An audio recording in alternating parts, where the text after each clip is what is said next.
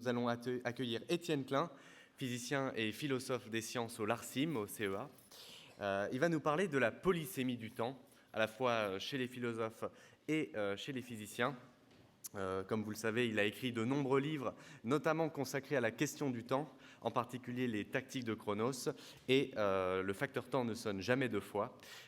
Et donc, il sera, je vous le dis dès maintenant, en dédicace après sa conférence. Donc, n'hésitez pas à aller le rencontrer et à aller se procurer ses ouvrages.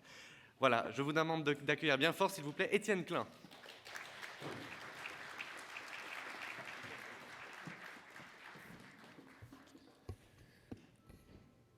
Bonjour à toutes et à tous. Je suis ravi d'être là. Je remercie Laurence Sonora pour son invitation, Gauthier pour sa présentation, Pierre-Yves Plat qui m'a réveillé. Donc le sujet, c'est le défi qui m'a été proposé. C'est non pas de parler du temps, mais du mot temps, enfin d'évoquer ce qu'on appelle la polysémie du mot temps. Je pensais être hors sujet, puisque ce colloque est consacré non pas au mot temps, mais au temps même. Et je me rends compte en regardant... Ah, ça a disparu, mais il y avait la présentation du colloque et le L de Time World a été oublié, de sorte que sur le transparent précédent était écrit Time Word, le mot temps, ce qui est exactement le sujet que je vais traiter. Alors la polysémie du temps, on la reconnaît dans le langage ordinaire, c'est un mot qu'on utilise pour désigner la succession, la simultanéité, le changement, le devenir, la durée, l'urgence, l'attente, la vitesse, l'usure, le vieillissement, la mort, etc. Et donc la question est de savoir si cette polysémie fait du mot temps une victime ou un bénéficiaire. Chacun d'entre nous, quelle que soit son activité, sa philosophie, son intellect, son âge, sa condition, est à l'évidence légitime pour parler de son rapport au temps, de ce qu'on appelle le temps vécu, mais ça ouvre la question de savoir si la confrontation de nos expériences du temps, qui sont différentes, pourrait nous éclairer ou non sur le temps même. Est-ce que notre façon de dire le temps nous dit des choses sur nous, ou est-ce qu'elle dit aussi des choses sur le temps ? Et cette question, elle est évidemment rendue plus complexe par cette fameuse polysémie, puisqu'assez vite, quand on interroge notre savoir sur le temps, on tombe sur des difficultés qui apparaissent très rapidement. Par exemple, qui saurait dire parmi nous, à partir d'un savoir parfaitement sûr, si le temps est ce qui accueille les événements, ou si au contraire, si le temps émane des événements ? Qui pourrait se targuer d'avoir une connaissance assez complète et suffisamment certaine pour expliquer ou expliciter ce qu'indiquent vraiment les horloges lorsque nous disons qu'elles donnent l'heure ? En guise de réponse, chacun d'entre nous se risque à dire son mot et c'est parfaitement légitime. Mais en général, les esprits s'embrouillent rapidement. Un tel dit par exemple que le temps s'arrête quand plus rien ne change. Tel autre nous dit que le temps continue de passer quand plus rien ne se passe. Tel autre enfin nous dit que le temps s'accélère. Le temps n'a donc pas de vertu œcuménique. En parler n'équivaut jamais à le dire, encore moins à le saisir, de sorte que tenter d'accorder nos violons à son propos revient à vouloir sculpter l'océan. Et la question donc qui arrive immédiatement après ce constat est la suivante. Existe-t-il une discipline, scientifique ou non, qui pourrait prétendre être mieux équipée que les autres pour parler du temps ? À quoi le temps ressemble-t-il vraiment ? Est-il comme notre langage le raconte, comme nous croyons le percevoir ou le vivre, comme il s'impose à nous, charriant la mort dans sa perspective ? Est-ce qu'il est comme le représentent les physiciens ? Est-ce qu'il est comme le pensent les philosophes ? Quand ces questions se sont déroulées, on se dit qu'a priori, c'est vers les philosophes que l'on doit d'abord se tourner, puisque la question du temps a été et demeure l'une de leurs grandes affaires. Nombre d'entre eux, par exemple Aristote, Saint-Augustin, Kant, Husserl, Bergson, Heidegger, Merleau-Ponty ou d'autres, ont mis sur pied des systèmes ingénieux, cohérents, permettant de le penser au plus près. Mais se tourner exclusivement vers la philosophie en matière de temps ne résout pas tout le problème, pour 2 raisons. La première, c'est que, elle est naturelle, c'est que les philosophes ne sont pas tous d'accord entre eux. Leurs discours font du temps tantôt le principe du changement, tantôt l'enveloppe invariable de toute chronologie, tantôt ils l'assimilent à l'évanescence, tantôt à une arène statique remplie de tout ce qui a déjà eu lieu et en attente de tout ce qui viendra s'y produire, tantôt ils le conçoivent comme un être purement physique, ou au contraire comme un produit de la conscience. Et donc tout ça ne peut pas être vrai en même temps. Des choix s'imposent donc, mais selon quels critères? L'élégance du système proposé, sa séduction, sa rigueur, sa vraisemblance, le prestige de son auteur? Plus encore, la philosophie elle-même est comme clivée par la question du temps, au sens où elle répartit en 2 catégories presque étanches ces différentes doctrines. Pour les unes, le temps doit être pensé comme un simple ordre d'antériorité ou de postériorité, sans aucune référence à l'instant présent, ni à la conscience de quelque observateur, ni même à sa simple présence. La seule chose qui existe, selon ces doctrines, ce sont les relations temporelles entre événements. Le temps apparaît alors comme un ordre de succession qui déploie des chronologies objectives et définitives. Par exemple, si je dis que Newton est né avant Einstein, je prononce une phrase dont la valeur de vérité est indépendante du moment où je la dis. Pour les autres doctrines, au contraire, le temps est un passage, le passage d'un instant particulier, le transit du présent vers le passé, de l'avenir vers le présent.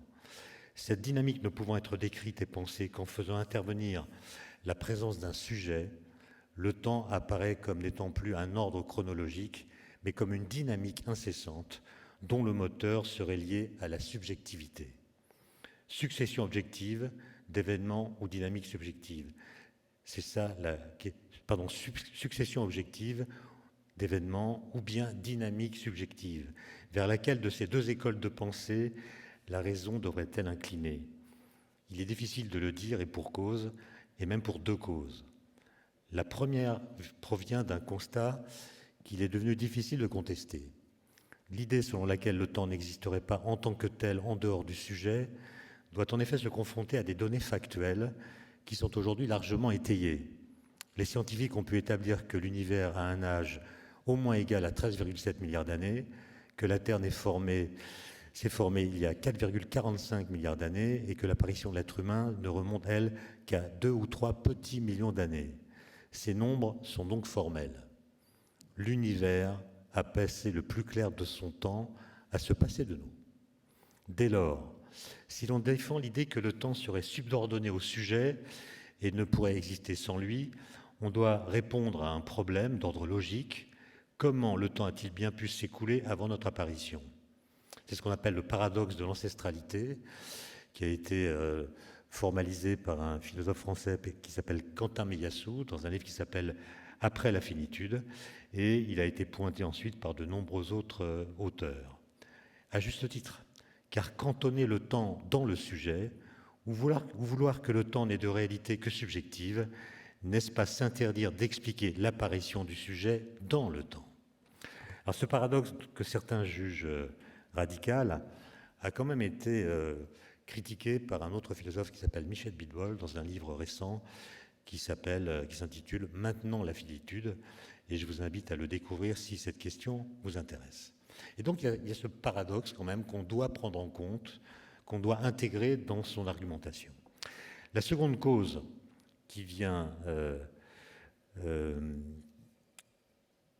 disons, critiquer l'idée que le temps dépend de la conscience, tient au fait que la seconde cause qui rend la réponse à la question que j'ai posée difficile, tient au fait que si on considère que ce paradoxe est tellement grave qu'il faut penser le temps comme étant indépendant de la conscience, c'est-à-dire qu'il existe indépendamment de nous et passe indépendamment de nous, de façon autonome, alors il reste à identifier et à caractériser ce qu'on appelle le moteur du temps, c'est-à-dire le mécanisme imperceptible qui fait que dès qu'un instant présent se présente, un autre instant présent apparaît et demande au précédent de bien vouloir aller se faire voir ailleurs dans le passé.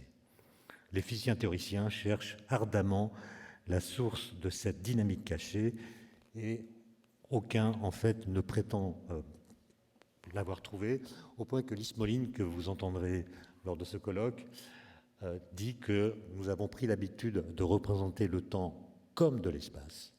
Nous l'avons en quelque sorte gelé, et que tout l'enjeu de la physique contemporaine est de dégeler le temps, c'est-à-dire d'expliciter la dynamique de son évolution. Qu'est-ce qui fait que, dès qu'un instant présent apparaît, il est remplacé par un autre instant présent? Quand on trace l'axe des temps, on met une demi-droite, ou un segment de droite plutôt, on met une flèche dessus, et cette flèche est là pour signifier « il y a un moteur », sans qu'on puisse précisément l'expliciter. Autrement dit, si l'on admet que le temps dépend du sujet, on tombe sur le paradoxe de l'ancestralité. Si on admet qu'il ne dépend pas du sujet, on tombe sur le défi d'identifier le moteur du temps.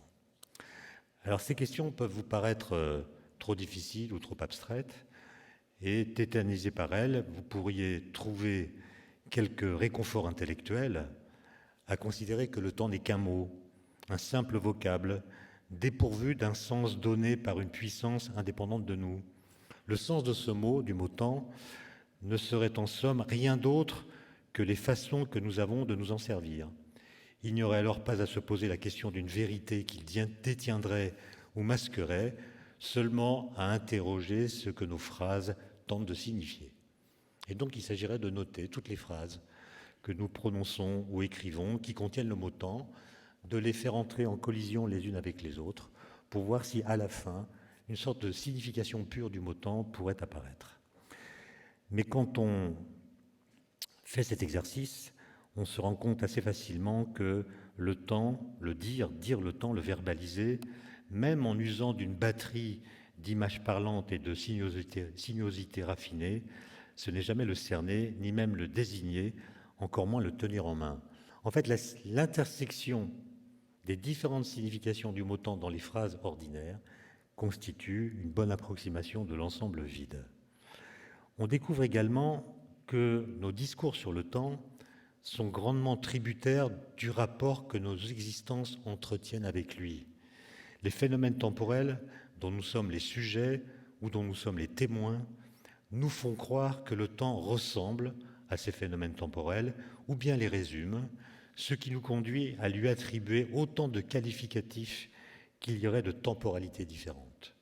Ainsi, nous parlons d'un temps prétendument vide sous prétexte qu'il ne s'y passe rien ou bien que nous nous y ennuyons. Nous parlons d'un temps accéléré quand le rythme de nos vies ne cesse d'augmenter, comprimant notre perception des durées.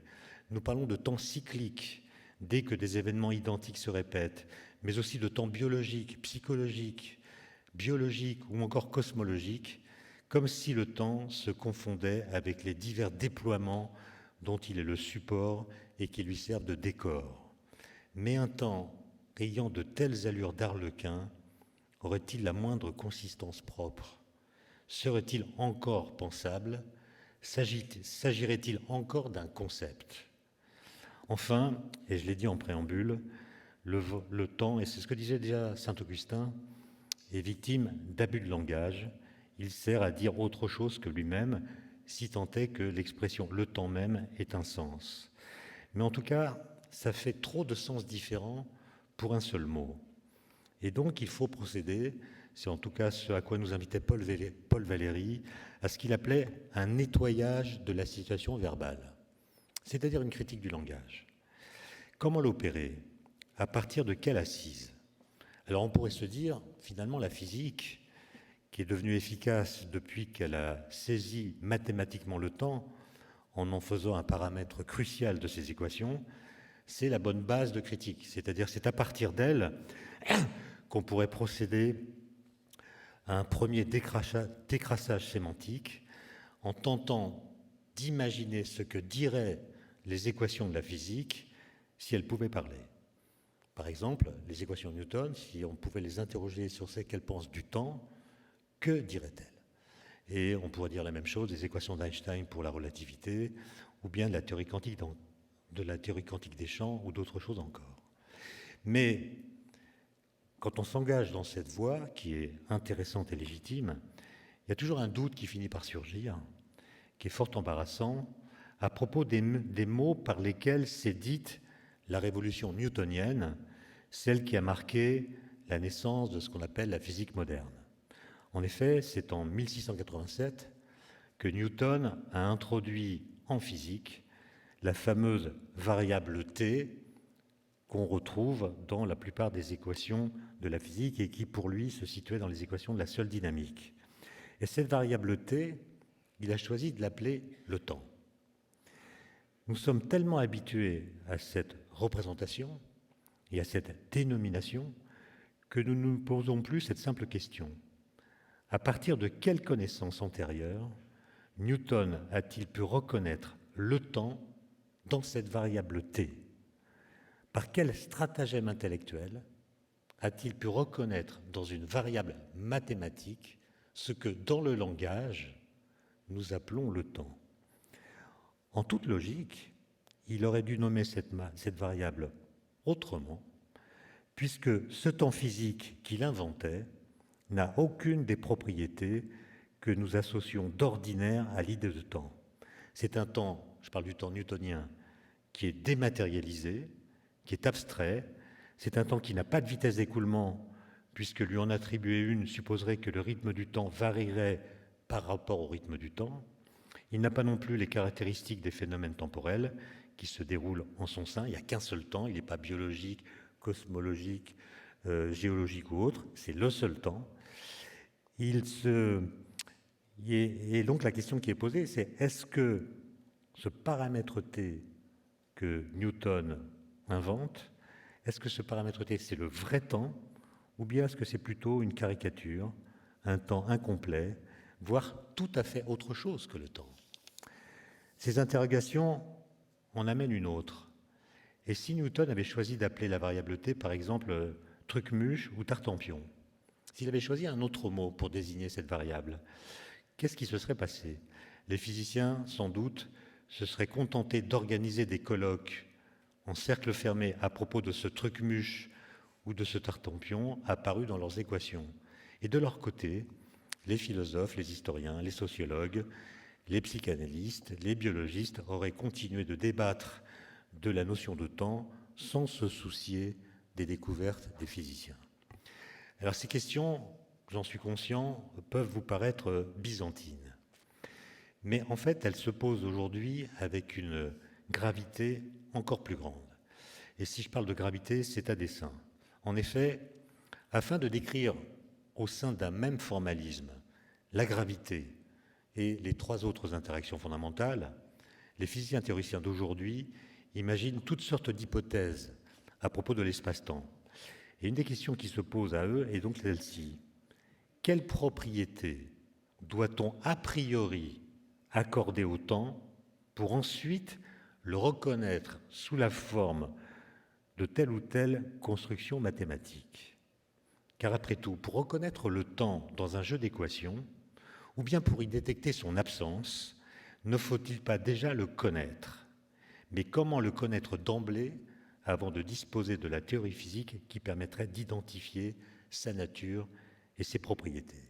Par exemple, si je dis « le temps n'existe pas », au motif que ma théorie ne contient pas quelque chose qui ressemble à ce que je pense être le temps, ça suppose à l'avance que j'ai suffisamment caractérisé le temps pour être capable de ne pas le reconnaître dans les équations, ou plus exactement, pour savoir reconnaître qu'il n'y est pas présent. Et donc, pour dire que le temps n'existe pas, il faut déjà savoir très précisément ce qu'est le temps. Alors ça, ce sont évidemment des difficultés énormes. Et si on choisit de ne pas en tenir compte, c'est-à-dire si on admet que le temps des physiciens est, sinon le vrai temps, du moins un temps plus authentique que les autres, plus en contact avec la réalité du monde, alors les formalismes de la physique peuvent devenir une base théorique depuis laquelle il est possible de procéder à une critique du langage, voire de contester certaines de nos façons de penser le temps. Par exemple, et je n'ai pas le temps de le démontrer, mais on peut facilement, enfin ça prend du temps, mais c'est facile à comprendre, que les équations de la physique remettent en cause le lien que nous avons pris l'habitude d'établir entre temps et devenir. Du moins, ces formalismes, ces équations, opèrent-ils une distinction nette, franche, entre ce qu'on appelle le cours du temps et ce qu'on appelle la flèche du temps, qui sont deux choses complètement différentes. Le cours du temps est ce qui permet d'établir un écart, une distance, en fait une durée, entre deux instants distincts. La flèche du temps, quant à elle, est la manifestation du devenir, du changement, si vous préférez. Elle est son inscription dans la dynamique apparente des phénomènes.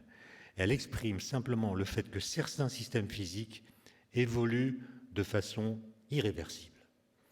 Le cours du temps, lui, est toujours irréversible à cause du principe de causalité. Les phénomènes, eux, le sont ou ne le sont pas. Le cours du temps et le devenir sont non seulement distingués dans le cadre de la physique conventionnelle, mais ils sont en fait presque opposés, car le cours du temps peut être considéré dans une certaine mesure comme ce qui se soustrait à toute forme d'évolution, puisqu'étant homogène, tous ces instants ont exactement le même statut physique. En définitive, le temps physique semble pouvoir exister sans le changement.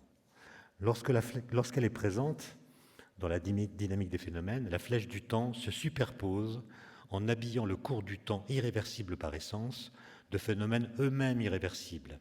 Cette irréversibilité des phénomènes a longtemps semblé contredire les équations fondamentales de la physique, car celles-ci sont toutes réversibles. C'est-à-dire que quand on change le signe de la variable temps, on ne change pas la forme de l'équation. Mais tout en restant dans le cadre de ces équations, les physiciens ont fini par identifier de possibles explications de la flèche du temps. Tout présuppose l'existence préalable d'un cours du temps bien établi, au sein duquel des phénomènes potentiellement temporellement orientés, c'est-à-dire ne pouvant se produire dans les deux sens, prennent place. L'efficacité opératoire de la physique, ses succès expérimentaux et ses facultés de prédiction les plus spectaculaires, comme les ondes gravitationnelles, le boson de Higgs récemment, sont devenus si manifestes qu'on est en droit de voir dans la distinction qu'elle établit entre temps et devenir une sorte de découverte philosophique de première importance. Elle touche en effet à la philosophie même et devrait aller jusqu'à affecter le sens des expressions que nous employons pour dire notre expérience du temps. J'ai bien conscience que, ayant été rapide, j'ai dit des choses incompréhensibles, mais je vais vous montrer, à partir de l'œuvre d'un peintre qui est décédé en 2011, qui s'appelle Roman Opalka, ce que j'ai tenté de vous expliquer en quelques minutes. Opalka, à partir de 1965, qui était un peintre réaliste, figuratif, disons, il a complètement changé sa façon de conduire son œuvre après que, lors d'un rendez-vous qu'il avait fixé avec sa compagne dans un café de Varsovie, elle était en retard, il n'avait évidemment pas de moyen de la joindre, il n'y avait pas de téléphone portable, et il a senti ce qu'il appelait la compacité du temps. Et à partir de ce jour, il a fait, jusqu'à sa mort, quotidiennement, la même chose, c'est-à-dire qu'il a peint,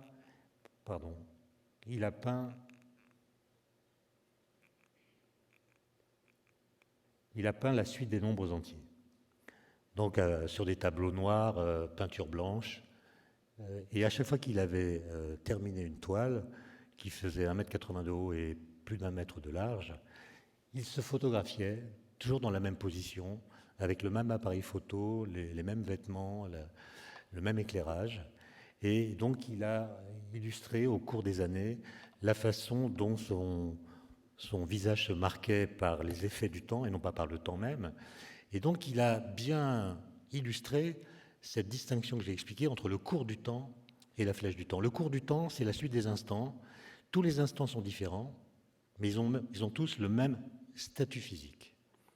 De même que tous les nombres entiers sont différents, mais ils se construisent tous de la même façon, en ajoutant 1 au nombre précédent. Et ça, c'est une illustration du cours du temps.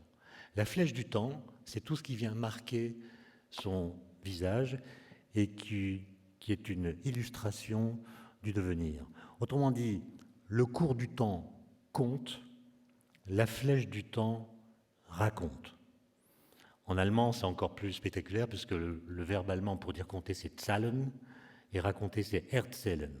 Et en fait, ce qu'a montré Opalka, c'est qu'on peut distinguer ces deux choses qui, dans notre langage ordinaire, sont toujours superposées parce que nous mélangeons l'irréversité du temps même, qui fait que dans le futur, nous ne pourrons jamais rencontrer un instant que nous avons déjà connu dans le passé, et puis l'irréversité des phénomènes, qui veut qu'un système physique ne puisse pas retrouver dans le futur un état, et non pas un instant, qu'il a rencontré dans son passé.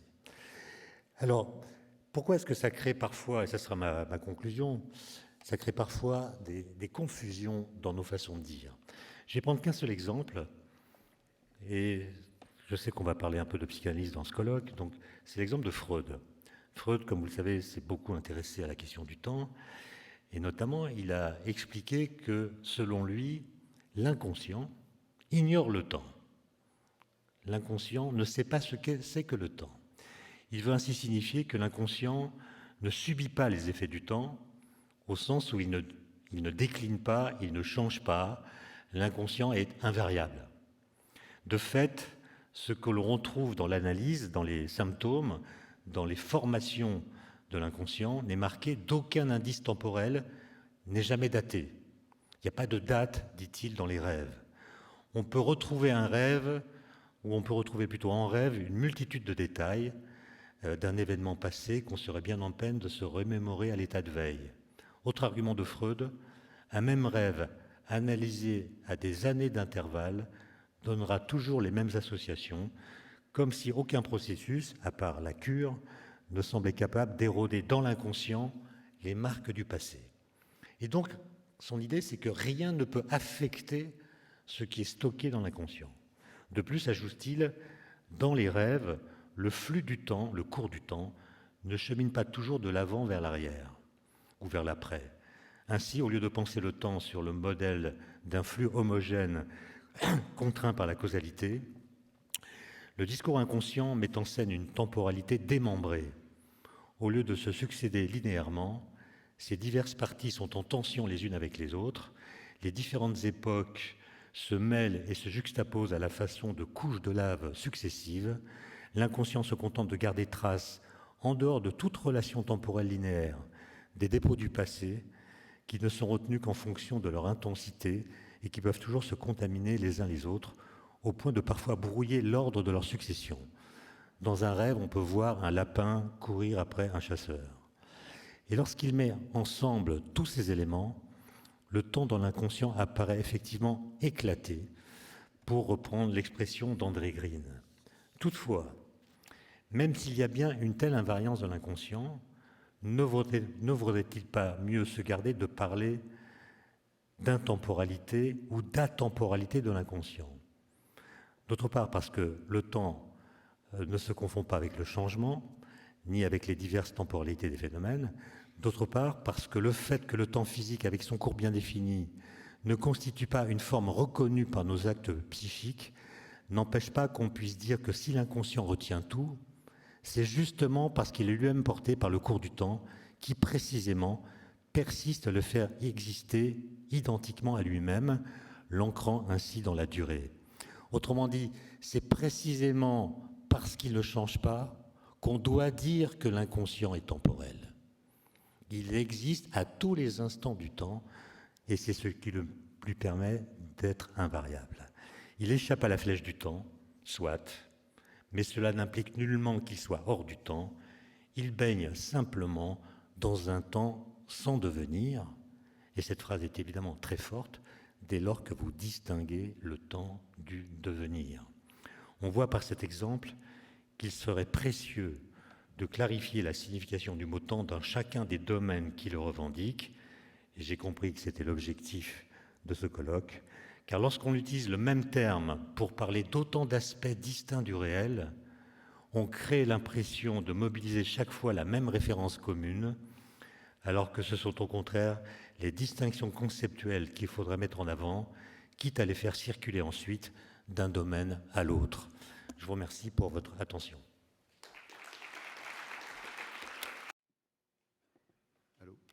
Merci Étienne. J'ai une question. Est-ce que pas mal de difficultés ne viendraient pas du fait qu'on a envie de faire tout avec une seule logique, très homogène, alors qu'on parle de choses très différentes. En informatique, on utilise plusieurs logiques qui sont très incompatibles entre elles, comme les logiques de temps linéaire et les logiques de temps arborescent, qui, elles, permettent de parler des possibilités futures, etc., et qui ne sont pas du tout les mêmes et qui ne permettent pas d'exprimer du tout les mêmes propriétés qu'on veut. Ce sont des logiques partielles dans les deux cas, mais on ne sait pas très bien les rassembler. Est-ce que un des problèmes techniques, c'est pas de vouloir utiliser une et une seule logique pour parler de tout ça? Moi, je dirais plutôt que le problème, c'est plutôt de vouloir utiliser toujours le même mot. Qu'il y ait des logiques différentes, qui soient sous-jacentes aux différentes disciplines, l'informatique ou d'autres d'ailleurs. Par exemple, en physique, il y a la question de savoir quelle est la place qu'on accorde au principe de causalité.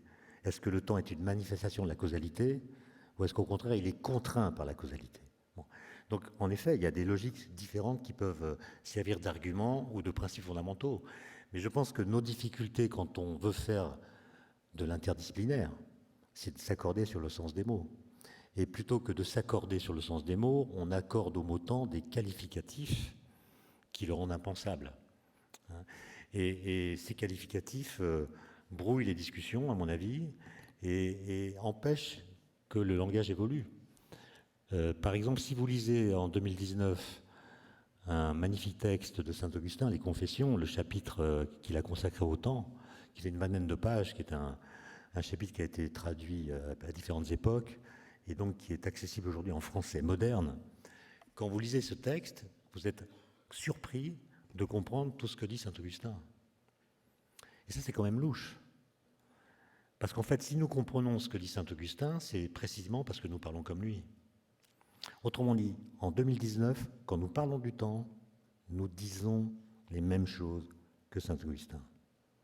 Or, Saint-Augustin, IVe siècle après Jésus-Christ, entre lui et nous, il y a eu Galilée, Newton, Einstein, Boltzmann, Dirac, qui tous ont changé notre compréhension du temps physique, sa relation à l'espace, sa relation à la matière, à l'énergie, et ces découvertes n'ont eu aucun effet sur nos façons de dire le temps. Et donc, en réponse à ta question, moi je citerai plutôt Lavoisier. Lavoisier, dans son traité élémentaire de chimie, qu'il a écrit juste avant qu'on lui coupe la tête, a rédigé un prologue dans lequel il explique qu'on ne peut pas faire progresser la science sans d'abord faire progresser le langage, et on ne peut pas faire progresser le langage sans faire progresser la science. Sinon, la fixité du langage nous empêche de laisser la moindre place à ce qui est nouvellement su. Parce que nous allons dire ce qui est nouveau en termes de connaissances dans des formules qui ne le disent pas. Et donc on va faire stagner la connaissance parce que nous n'aurons pas laissé place dans le langage, nous n'aurons pas créé, comme dit Deleuze, une langue étrangère au sein du langage capable de dire les nouveautés qui nous viennent des connaissances.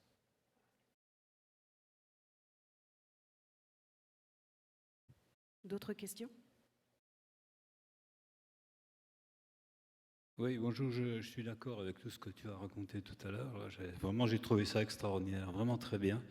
Mais le problème du temps, effectivement, c'est qu'on ne sait pas le définir.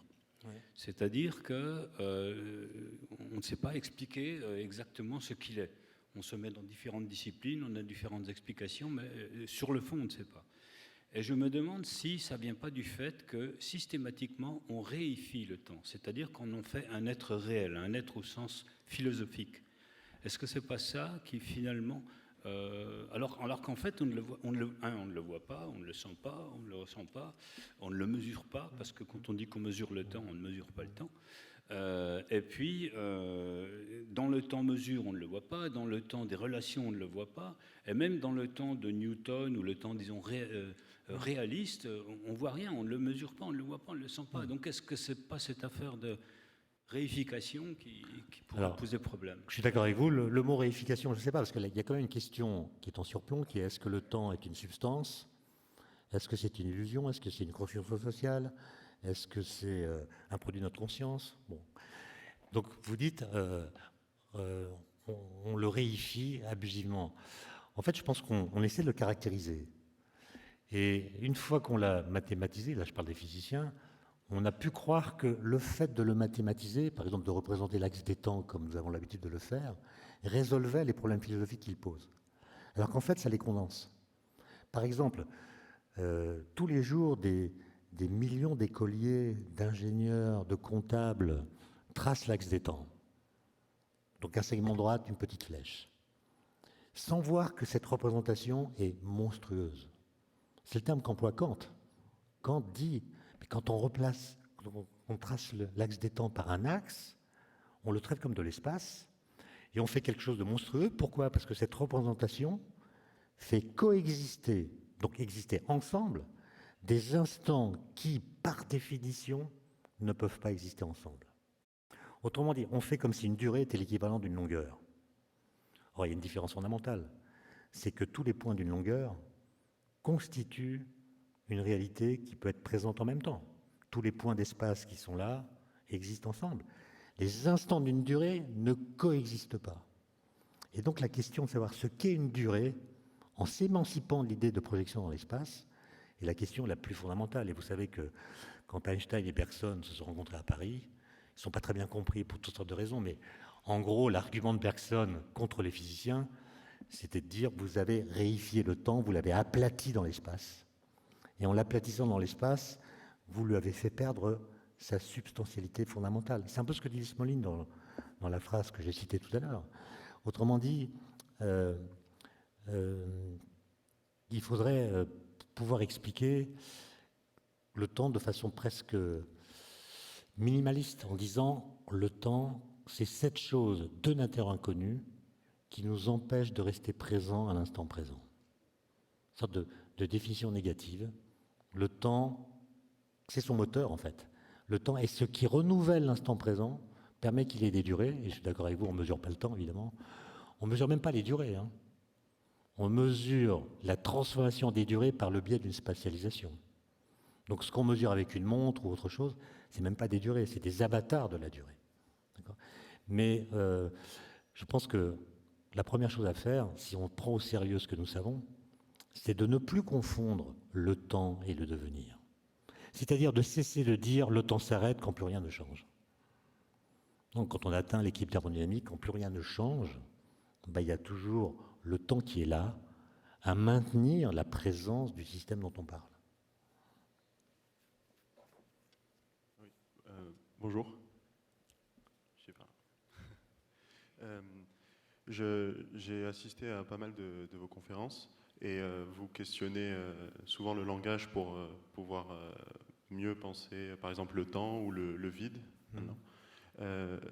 Je voulais vous demander si vous ne pensez pas que questionner aussi nos représentations, par exemple, vous l'avez dit, on représente le temps par des axes, des sabliers, des montres, etc. Questionner les représentations du temps, mais aussi notre sensibilité, ne nous ferait pas aussi avancer peut-être pour la question du temps, ou ne serait-ce que le langage qu'on emploie pour parler du temps. Voilà. Merci pour cette question. Alors sur nos représentations, sur la façon dont nous appréhendons le temps, physiquement ou existentiellement, je crois qu'Yann Mambridi va en parler un peu demain. Moi, je pense que, évidemment, c'est intéressant de comprendre comment notre rapport au temps peut varier selon nos cultures, nos modes de vie, les époques, etc. C'est très enrichissant. Ça dit des choses sur nous-mêmes, essentiellement, puisque toutes les existences sont temporelles. De là à penser qu'il existe un temps vécu, c'est-à-dire un temps dont le déploiement serait autonome par rapport au temps physique, ou penser qu'il existe un temps psychologique, ou penser qu'il existe un temps biologique, c'est à mon avis faire un pas qu'il n'est pas obligatoire de faire. Parce que même quand on parle de temps biologique, on parle d'un temps qui est mesuré par des horloges.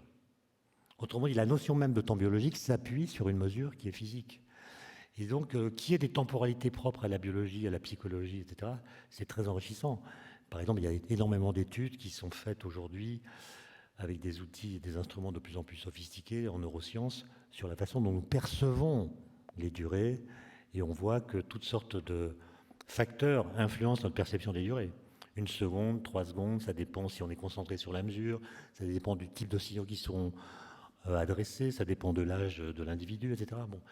Et puis les cultures, c'est le travail des anthropologues, se sont représentés le temps de façon extrêmement diverse.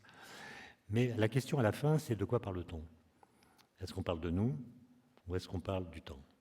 Et est-ce qu'à force de parler de nous, nous allons pouvoir résoudre la question du temps, ou bien est-ce que c'est en cessant de parler de nous que nous allons l'approcher?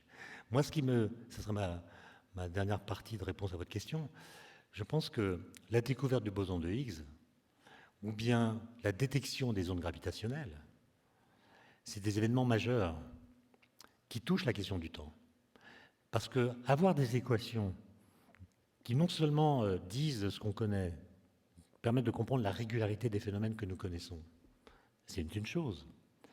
Mais avoir des équations qui nous disent, si nous sommes vrais, nous les équations, alors il doit exister dans l'univers des choses que vous n'avez jamais vues et qui sont la conséquence logique de notre véracité.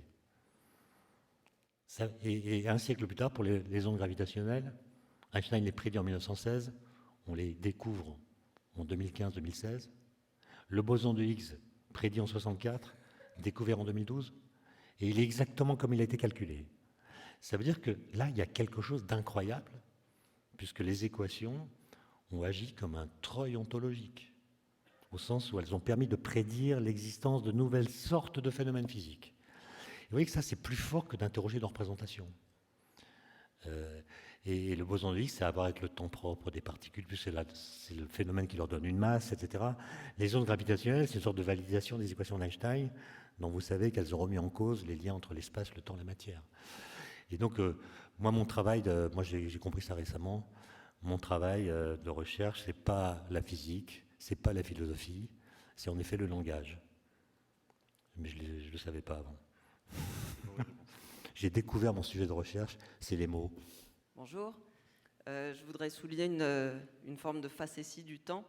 J'ai le sentiment, donc, dans cette progression que vous nous avez proposée, de montrer qu'il faut distinguer le temps et le devenir, et que le temps, c'est cette succession d'instants qui sont tous équivalents. Donc finalement, on se détache, comme vous dites, de nous. Et de donner l'exemple de l'inconscient pour illustrer ça, qui est justement dans le temps parce qu'il ne change pas. Et finalement, vous passez de l'antagonisme classique entre être et devenir à un antagonisme entre temps et devenir, mais qui du coup, instantanément, en tout cas pour moi par analogie, relie le temps et l'être et nous ramène à nous, malgré nous ou malgré vous. Et vous ne citez pas Heidegger? Non. Bon, en fait, c'est un peu ça. Être et temps, c'est un peu cette idée. En fait, je pense que dans ces débats-là, il faut distinguer l'univers de ses lois physiques. Et les lois physiques, elles ont justement comme propriété d'être invariantes par translation du temps. C'est-à-dire que les instants du temps sont tous les mêmes et les lois physiques ne changent pas à mesure que le temps passe. Ça a des conséquences qui ont été vues par une mathématicienne qui s'appelle Émile Noether. Par exemple, l'invariance des équations de la physique par translation du temps a comme implication la conservation de l'énergie, par exemple. Et c'était la raison pour laquelle Einstein, par exemple, pensait que l'univers, l'être, était invariable, un peu comme l'avait pensé Parménide. À partir du moment où les lois sont fixes, c'est que l'univers est lui-même immobile, invariable, statique.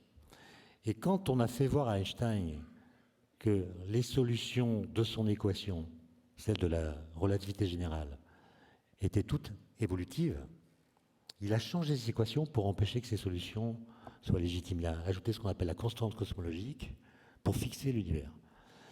Et parce que pour lui, si les lois sont invariantes, l'univers est nécessairement invariable. Et il a fallu du temps pour comprendre que quand nous disons que les lois sont invariantes, ça ne signifie pas ou ça n'implique pas que l'univers lui-même soit invariant. Donc c'est tous les travaux de Boltzmann et de beaucoup d'autres. Après qu'on a découvert l'expansion de l'univers, on a compris que quand nous disons que l'univers a une histoire, nous ne voulons pas dire que ces lois ont une histoire.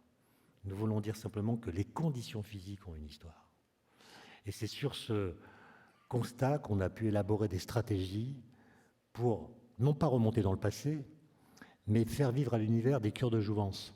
Quand vous faites des collisions de particules à haute énergie, vous recréez dans un petit volume d'espace-temps les conditions physiques de l'univers primordial. Très haute température, très haute densité d'énergie.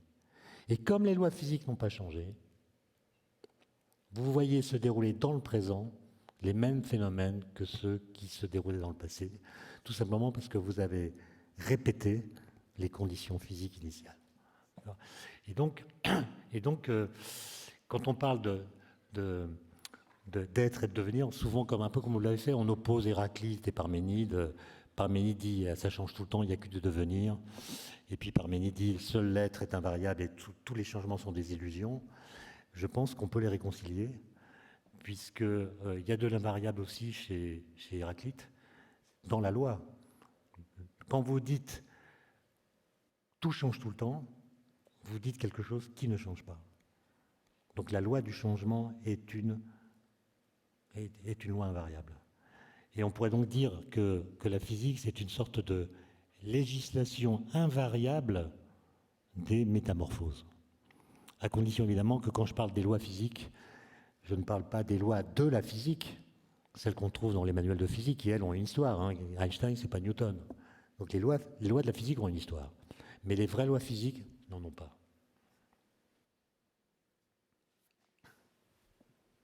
Eh bien, nous allons arrêter pour les questions. Je laisse la parole au maître de cérémonie. Merci, messieurs, dames.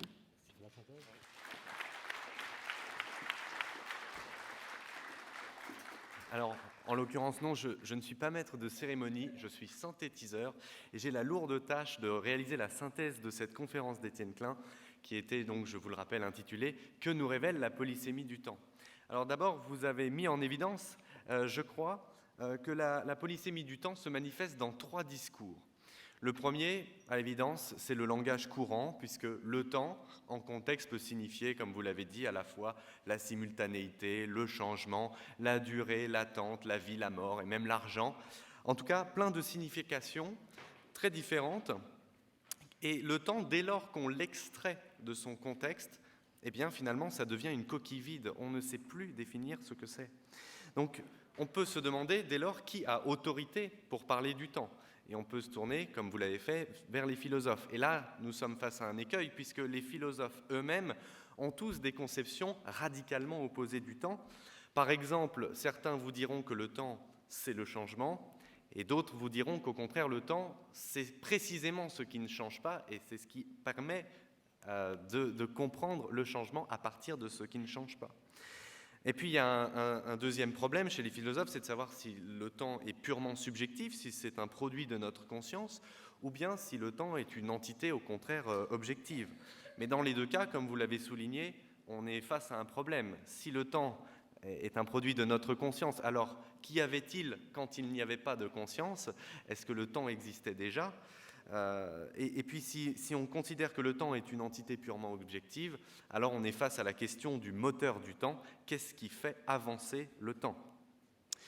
Alors si ce ne sont pas les philosophes qui, donc, dans leur discours, ont une certaine polysémie du temps, si ce ne sont pas les philosophes qui ont autorité à parler du temps, on pourrait penser que ce sont les physiciens. Comme vous l'avez rappelé, Newton a posé un acte fondateur en posant donc la variable t, la variable temps, dans les équations de la physique. Et donc on peut se tourner vers les physiciens pour savoir ce qu'ils disent du temps. Et c'est là encore le troisième discours dans lequel on retrouve la polysémie du temps, puisque le temps lui-même est mal défini en physique. Pourquoi ? Parce qu'il y a une confusion entre le temps et le devenir. C'est ce que monsieur derrière la vitre soulignait tout à l'heure.